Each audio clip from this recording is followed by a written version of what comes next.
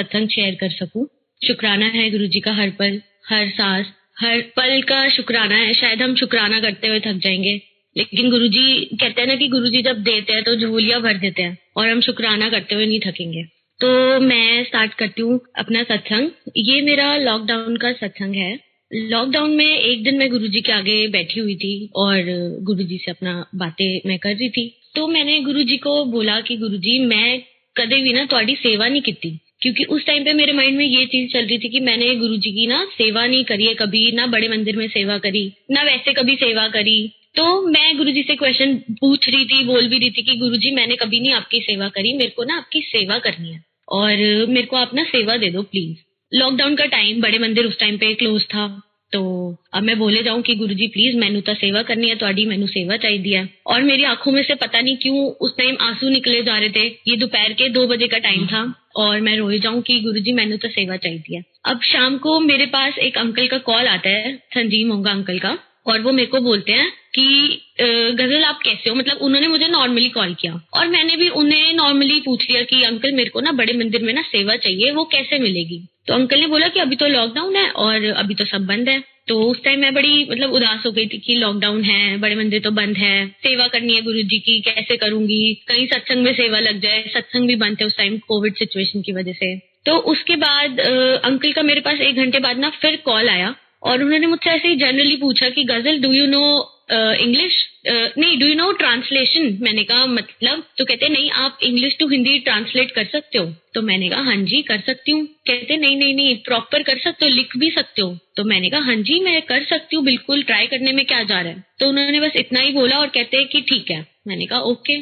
तो उनका थोड़ी देर बाद मेरे पास मैसेज आता है कि ऐसे ऐसे एक आंटी है, उनको ना सेवा करवानी है, उन्होंने बुक लिखी है तो उनकी सेवा करनी है ट्रांसलेशन की। मैंने कहा ठीक है कोई दिक्कत नहीं है। कहाँ मैं गुरुजी से दोपहर को पूछ रही थी और कहाँ गुरुजी ने उसी शाम को ही सेवा बख्श दी। तो मैंने उन आंटी को कॉल किया, उनका नाम मधु आंटी, जिनकी बुक है महिमा ऑफ माय गुरुजी। तो मैंने उनको कॉल किया और उनसे मेरी बात हुई। तो वो कहते कि आप कर लोगे ट्रांसलेशन। तो मेरी वर्डिंग यही थी कि हाँ ट्राई। मैं अंदर से सोच रही थी कि ट्राई करने में क्या जा रहा है, सेवा मिल रही है। एक होता है ना कि जब सेवा सामने आ रही हो तो एक अंदर मन में आ जाता है कि हाँ ले लो बस। तो मेरे मन में यही चल रहा था कि हाँ मैं कर लूंगी चाहे कुछ भी हो जाए। तो मैंने उनको बोला कि हाँ जी आंटी मैं ट्रांसलेशन कर लूंगी, कोई इशू नहीं है। और मैं अंदर, मेरी तो आंखों में से उस टाइम पे आंसू ही नहीं रुक रहे थे कि कहाँ मैंने गुरुजी से दोपहर को बोला, उसी दिन उसी शाम गुरुजी ने सेवा, इतनी प्यारी सेवा बख्श दी।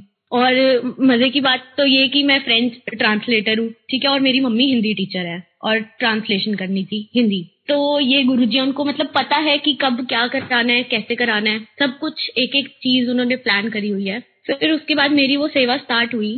तो संगत जी जब वो मेरी सेवा स्टार्ट हुई ना, आप मानोगे नहीं, ऐसा कोई दिन नहीं था जिसमें मुझे गुरुजी की प्रेजेंस फील नहीं हुई हो। गुरुजी तो हमारे अंग संग है, हर पल हमारे साथ है। पर जो वो टाइम था वो एक अलग ही मतलब ऑरा, जिसे कहते हैं ना गुरुजी का ऑरा, वो इतना स्ट्रांग होता है कि एक मतलब सहन करने में भी बड़ी वो जाता है कि बहुत स्ट्रांग ऑरा होता है उनका। तो हर पल मुझे उनका एहसास उन्होंने दिलाया, उस पल उस एहसास का शुक्राना है। और मेरे घर पे ना कभी सत्संग नहीं हुआ था गुरुजी का, क्योंकि इतना मेरी फैमिली नहीं बिलीव करती थी गुरुजी में उस टाइम पे, लॉकडाउन के टाइम पे। और गुरुजी ने लॉकडाउन में ही सब बदल दिया। तो मैं बोलती थी गुरुजी प्लीज मेरे घर आओ, मेरे को मतलब सत्संग कराना है, आप प्लीज मेरे घर आओ। तो गुरुजी माइंड में बस यही चीजें डालते थे कि मैं तो तेरे नाल ही, मैं तो तेरे नाल ही। फिर भी मुझे लगता था गुरुजी चलो आप मेरे साथ तो हो, पर मेरे घर सत्संग करना है, मुझे सत्संग करना है। तो मैंने ये लाइन बोली, विद इन 3 days, मुझे नहीं पता कैसे कब क्या हुआ, हमारे घर पे सत्संग हो गया गुरुजी का। मतलब ये गुरुजी है, उन्हें पता है कि कब देना है, कैसे देना है, कितना देना है, क्या देना है। तो बस हमें सब्र करना है, फेथ रखना है पूरा। फिर संगत जी जब वो सेवा चल रही थी तो उस टाइम पे सत्संग भी घर पे हो गया। उसके बाद क्या होता है, मेरे को मेरी मधु आंटी है तो उनसे ना मेरी बात नहीं हो पाती है। मैं उस टाइम पे पीजी में रहती थी गुड़गांव, तो मेरी उनसे बात नहीं हो पाई। तब उनका मेरे पास कॉल आता है कि गजल व्हाट हैपेंड टू यू, कि आप रिप्लाई नहीं दे रहे हो। तो उस टाइम पे संगत जी मुझे कोविड हो गया था और हम लोग अपने रूम में ही क्वारंटाइन थे, मैं और मेरी रूममेट, हम 3 थे और हम तीनों को ही कोविड एक साथ हुआ था। और सिम्टम्स थे बिल्कुल थे ही नहीं, एसिम्टोमेटिक कोविड था, ना स्मेल आ रही थी ना टेस्ट आ रहा था और बहुत माइनर बॉडी पेन था। मतलब गुरुजी ने सेवा के दौरान या वैसे गुरुजी की इतनी मेहर ब्लेसिंग्स है सबके ऊपर कि गुरुजी ने कोविड के सिम्टम्स ही नहीं दिए कि आगे बुक ट्रांसलेट भी करनी थी, सेवा भी करनी थी, तो गुरुजी ने छोटे में ही कष्ट काट दिया। ना कुछ मेडिसिन खानी पड़ी, ना कुछ, सिर्फ चाय प्रसाद और जल प्रसाद से 3 दिन में गुरुजी ने सब ठीक कर दिया और साथ में साथ मेरी रूममेट को भी ठीक करा। तो जब ये सेवा चल रही थी ना, तो इतने सत्संग हो गए थे कि मेरे को खुद को ही नहीं बिलीव हो रहा था कि गुरुजी ये हो क्या रहा है मेरे साथ। तो एक बार ऐसे ही हुआ था, सेवा के टाइम सत्संग जब कोविड खत्म हुआ उसके बाद ना मेरे को सर्वाइकल का बहुत इशू था, बहुत ज्यादा। मैं मतलब बैठ नहीं पाती थी, वॉमिट हो जाना, चक्कर आ जाने, लेफ्ट साइड पूरी सुन्न हो जाना, मतलब इतना ज्यादा मुझे सर्वाइकल हो गया था। तो एक दिन मैं गुरुजी के आगे खड़ी हो गई, मैंने कहा गुरुजी मैं ये नहीं कह रही कि आप मेरा सर्वाइकल ठीक करो, मैं बस इतना कहती हूँ कि मेरे को तरीका बता दो कि ये अपने आप थोड़ा सा कम हो जाए, या मुझे स्ट्रेंथ दे दो कि मैं ये सहन कर सकूं इतना दर्द, क्योंकि मुझे बहुत एक्सट्रीम वाला पेन होता था कि मैं बैठ ही नहीं पाती थी। और ऐसा ही सेम मेरी रूममेट के साथ भी था, सेम सिचुएशन थी। तो क्या होता है, मैं ऐसे एक दिन जब वो रात को मैं गुरुजी को बोलती हूँ कि बताओ गुरुजी क्या करना है, बस अंदर से आया कि गुरुजी मतलब कि मंत्र जाप कर और सो जा।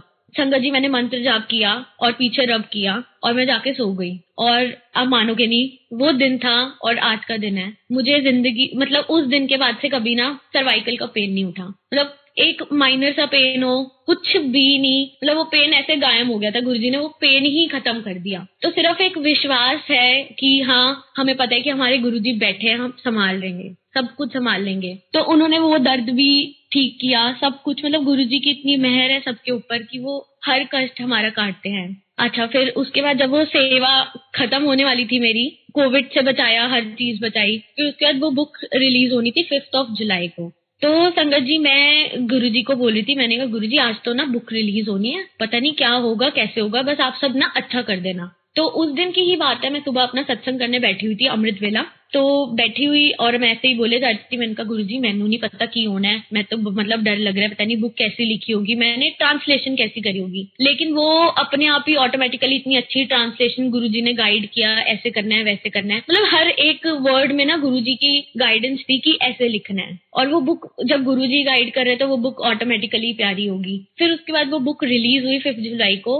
तो जैसी वो बुक रिलीज हो गई, आंटी ने अपना सत्संग शेयर कर दिया। तो उसके बाद मैं गुरुजी को देखा, मैंने कहा गुरुजी ये सेवा तो कंप्लीट हो गई, हुण कर दो देनी सेवा। बस संगत जी आप मानोगे नहीं, मैंने ये लाइन बोली, इतने में ना मेरे पास एक आंटी का मैसेज आ गया, सुमन मेहता आंटी का, कि गजल आप सेवा करोगे। आप मानो कि मैं जस्ट बोल रही हूँ गुरुजी को कि आप कब दोगे गुरुजी अब सेवा, विद इन 1 सेकेंड उनका मैसेज आ गया कि गजल आप सेवा करोगे। और उन आंटी का मैसेज पहला यही था कि गजल मैं 10 दिन से ट्राई कर रही हूँ आपको मैसेज करने का, पर मैं मैसेज नहीं कर पा रही हूँ, पर पता नहीं आज गुरुजी ने बोला कि मैं आपको मैसेज करूँ तो मैंने मैसेज किया। मतलब ये है हमारे गुरुजी कि मैं सोच रही हूँ, कब सोचा, कैसे सोचा और कहाँ से वो मैसेज करवा दिया गुरुजी ने। तो वहां से वो, और मैं अंदर ही बोल रही हूँ, मैंने कहा गुरुजी प्लीज ट्रांसलेशन की मेरे को ना सेवा मत देना। वो आंटी ने ना इतनी देर में मैसेज ही लिख दिया कि आपको ट्रांसलेशन की सेवा करनी है, क्योंकि ट्रांसलेशन करने में बड़ी थोड़ी दिक्कत हो जाती है हिंदी करने में। मेरी हिंदी वैसे ही बहुत वीक है, लिखने में तो बहुत ज्यादा ही वीक है, लेकिन अगर गुरु का हाथ हो ना अपने सिर पर तो सब, मुझे लगता है सब रास्ते ना अपने आप खुलते जाते हैं। तो संगत जी ऐसे मेरी वो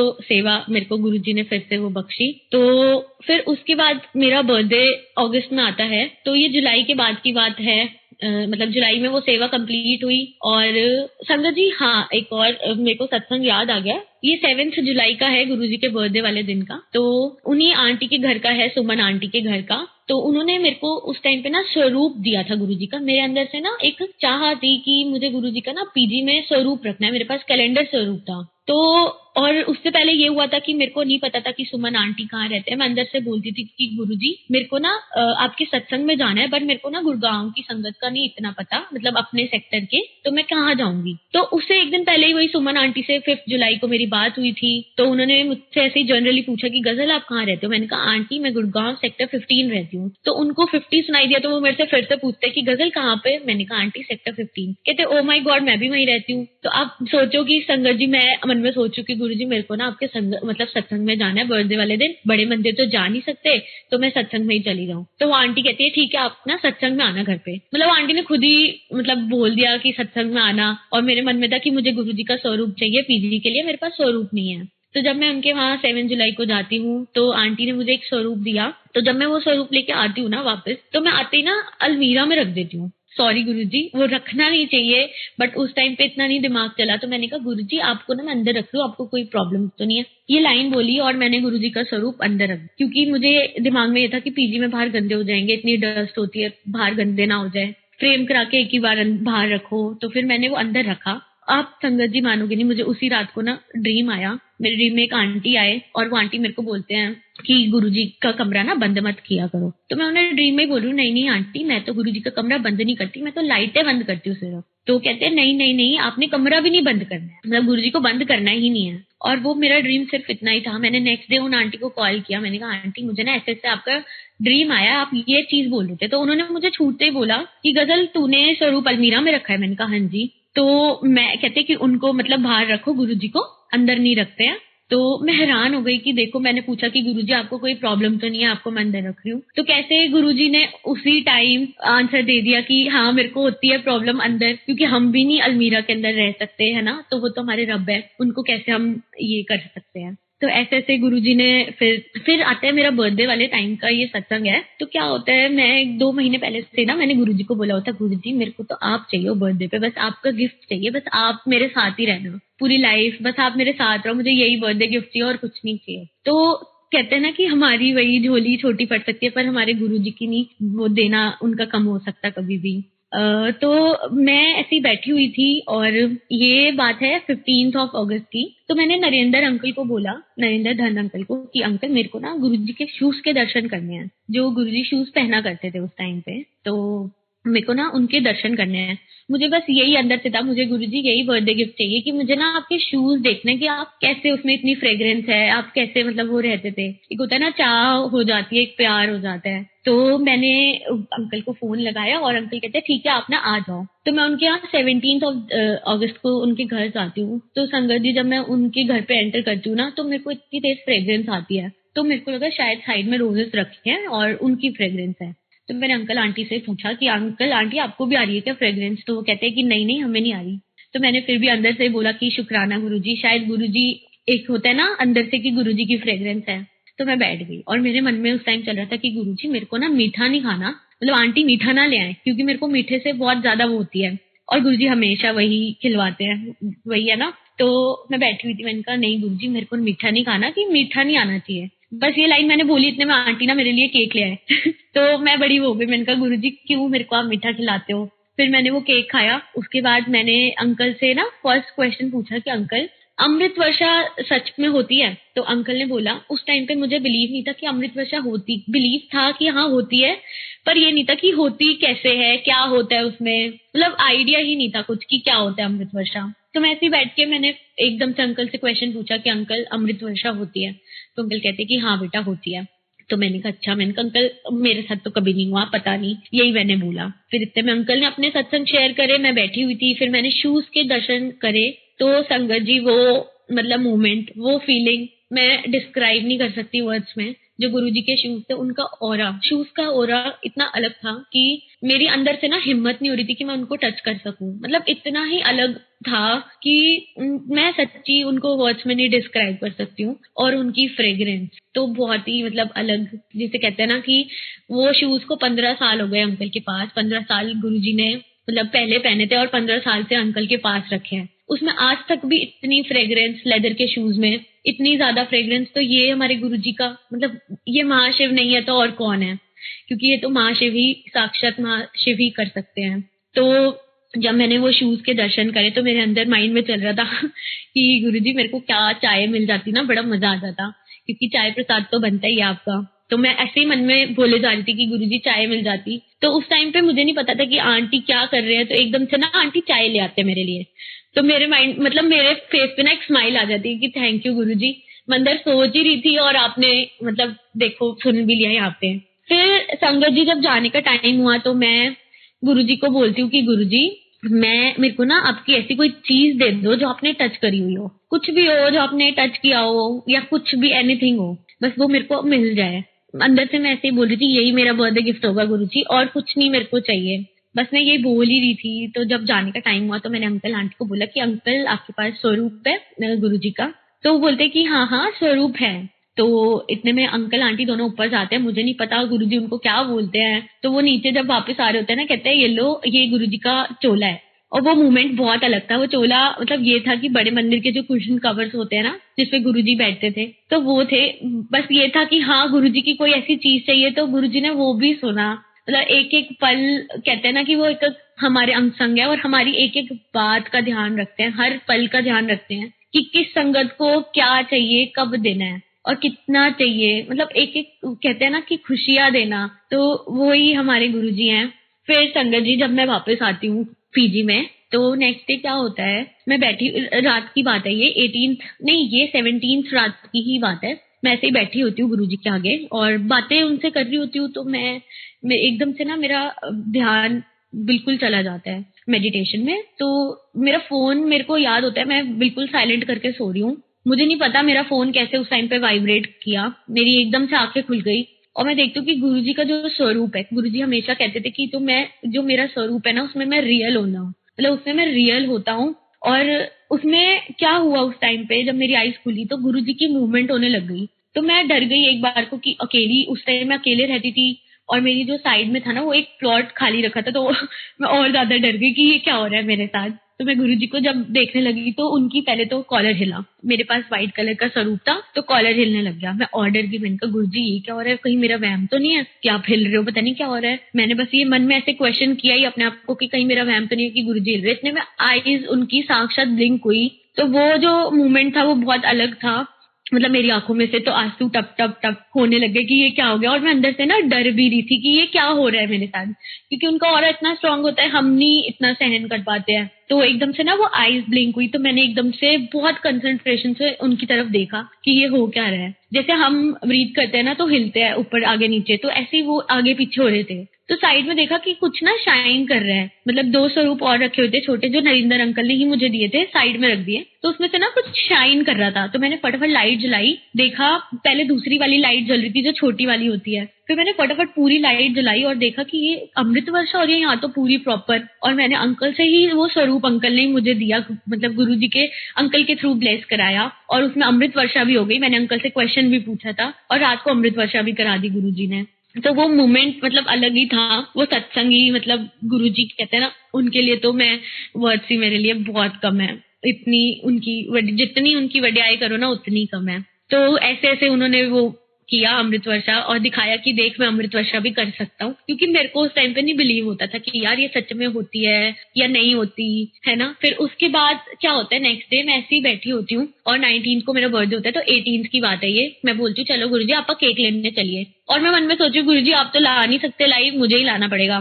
बस मैं ये लाइन बोल ही रही होती हूँ और नीचे जाती हूँ, ठीक है। जैसे ही मैं मार्केट पहुंचती हूँ, संगत जी आप मानोगे नहीं, मेरे पास एक संगत का फोन आता है उस टाइम पे, और वो बोलते हैं कि आपकी ना गुरुजी की तरफ से केक आया, जोमेटो वाला आ रहा है देने, आप केक ले लेना।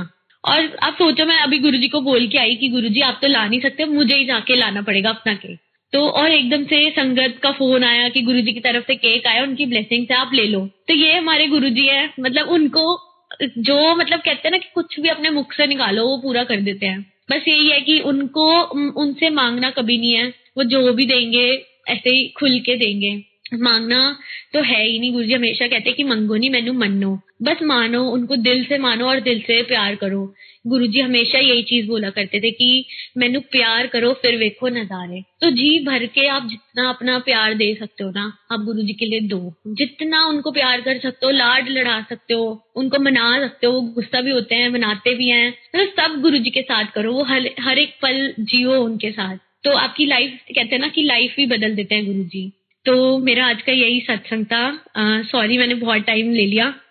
Thank you so much. बड़े मंदिर से जितने भी सेवादार हैं सबको बहुत बहुत शुक्राना। Thanks to Guruji.